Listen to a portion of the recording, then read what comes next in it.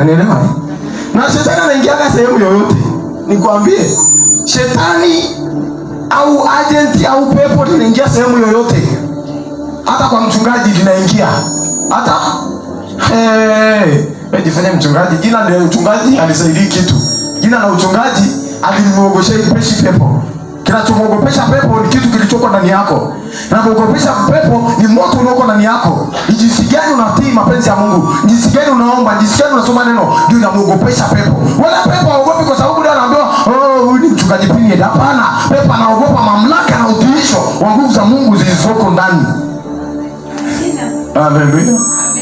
Ndio maana hapo wanakaaga, wanakuja wanasema, "Oh, tunaingia kanisa fulani. Tunaingia wale wachungaji wanasema, "Oh, pepo ni uongo." Kwa sababu wanaingia wachungaji. Mchungaji anavaliwa na pepo kwa sababu ana nguvu ya Mungu. Atukuta ana nguvu ya Mungu, yuko ana relax. Yuko ana relax kila saa yuko. Anaenda anapiga kamyeso kidogo. Alafu unasema mchungaji, huko kwenye anavaliwa. Huko.